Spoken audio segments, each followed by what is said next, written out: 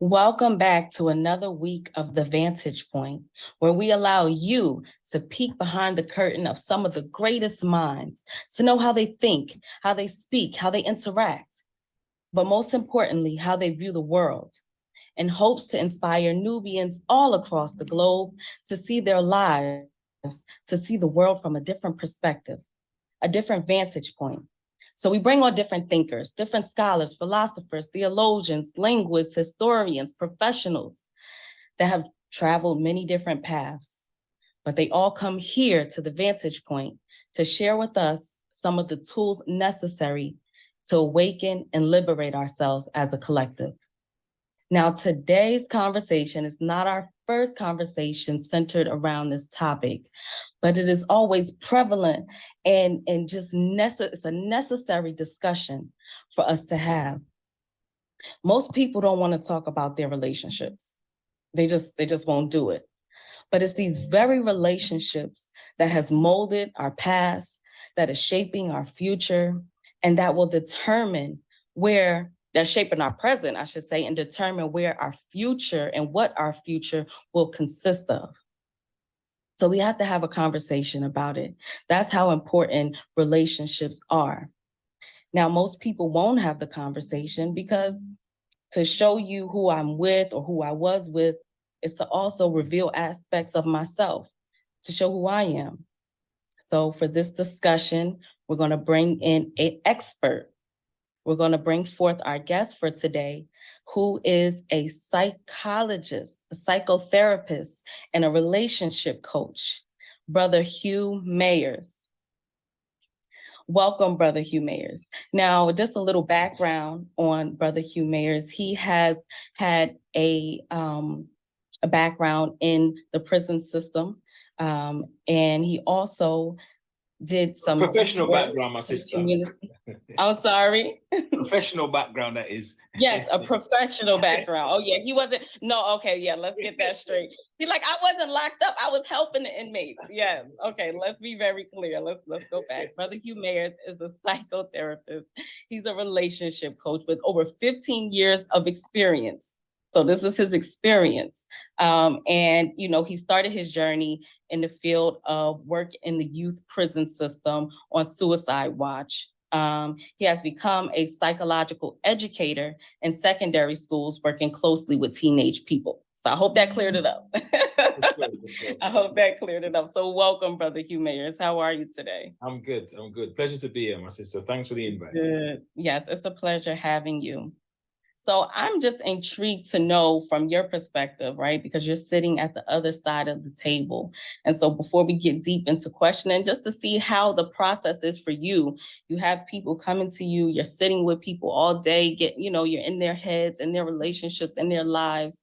And so how is it on your side of the table, sitting with couples that has to talk about the other couple right in front of each other, talk about each other right in front of each other. And now you're sitting at it, looking at it from your side. So what is that like? In truth, sister, it's inspiring. Yes, it's hard work. At times it's very challenging. It can be, dare I say, explosive, right? Confrontational. But the aspects of coming out the other side, helping people to make a breakthrough, is really special. And it's an honor to be trusted by people, whether in terms of couple counseling, couple coaching, or just individual psychotherapy. People trust you and take you on that journey, allow you to be with them on that journey. So it's an honor. But I'm sitting on the other seat. I think I'm left inspired if I'm able to make that change or facilitate that space. Mm-hmm. Now, how easy is it for you to be neutral in that type of situation? Does your man code kick in when listening to the guy's side, or how does that work? How easy is it for you to just stay neutral and listen to both parties? I'm able, I believe, as best as I can professionally, to be neutral. But in terms of how I feel, I do check in with myself. And it isn't, sometimes it's a man code, and I'm like thinking, wow, feminism has done a real hatchet job. And then sometimes I'm like, whatever happened to chivalry? Whatever happened to being a gentleman? Whatever happened to being brave as a man? Be vulnerable and share how you feel. So I'm aware of my own bias because they exist within me, but I try to, as best as possible, mitigate that with the techniques that we use, and try and Okay. ground and not bring my stuff into the into Yes. So a little more detail on what you just said, right? Because I think it's important. Although I have some other questions, I think what you just said is very important. What do you see when it comes to feminism? And then you also said that with men, it's like you don't see the vulnerability or the ability to express oneself. So can you speak a little bit about both of those? Because I think that is something important to hear. Yeah, when I say feminism has done a job, it's just something that I observe sometimes, that I'm totally in the mindset that it's clear that the male is not like the female and the female is not like the male. Like, we are created, we do exist, we do show up differently. We have different physiology, and with that comes hormones, and with that comes psychology, and with that comes adaptation to culture, folkways. And so we're not alike. We're very complementary, I believe, when we able to strike a deal, when we're able to communicate and get in the right groove. There's nothing like it. Yeah. The song says from Omar, there's nothing like this when it's working, when we get it right. Yeah. It literally creates life and sustains life. Because there's one thing creating life, but in a hostile environment, you're not really sustaining that life. Right. So when we're on our best foot forward, we're really bringing the magic, and that is something special. But then there's something about the era that we live in which it would seem that women are encouraged to deny the feminine uniqueness and to be as much like men as possible, or to prove worth or equality. There's a kind of argument for sameness, and that element, that's not the only element, but that does sometimes make relationships, marriage seem very, very challenging, because you have two bulls in one pen, so to speak. I don't know if you're familiar with that phrase. I'm not, but that's the first time for me. Yes. The phrase that they that we use in the Caribbean called two bulls can't live in one pen, and it's you get the idea, the metaphor for the two masculine energies in that small space. That is, it doesn't really work out. And so what happens is, sometimes if there's a female that is too strong, I'm going to use that word, nice loaded term, too strong, then sometimes the male becomes effeminized. Okay.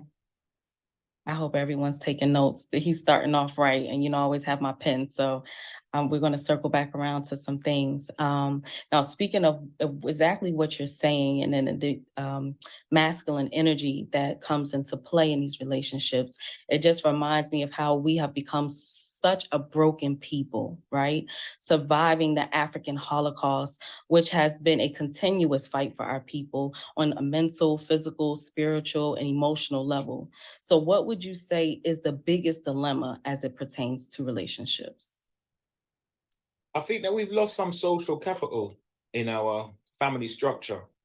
The elders are they available like they were generations ago, where we're able to consult and get counsel from elders, and elders of not angelic, not perfect, but just elders with wisdom.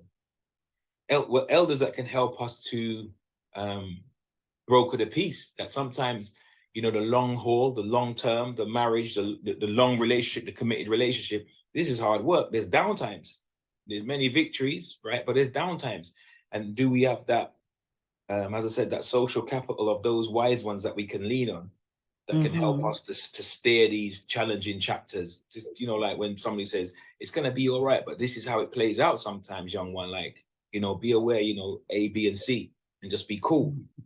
Do we have that social capital? I don't know if we have that in abundance like we maybe did yesteryear, if we did in the past. So what we might have now is, we've got elders, we've got people we can consult, but people who have been traumatized and carrying their own trauma, and sometimes try to live out vicariously through the ones that come for advice, almost like a chess piece, like weaponized, and living out my anger or my unresolved issue through this young brother, for example, and giving him the advice, sending him to war, not sending him to broker a peace. and sending it back to war. So yeah, I think that is definitely something that is a big challenge, a big problem, something that we face, I think, in the diaspora as Nubians, definitely. Right. I also don't know if you've noticed our inability to bond, right? So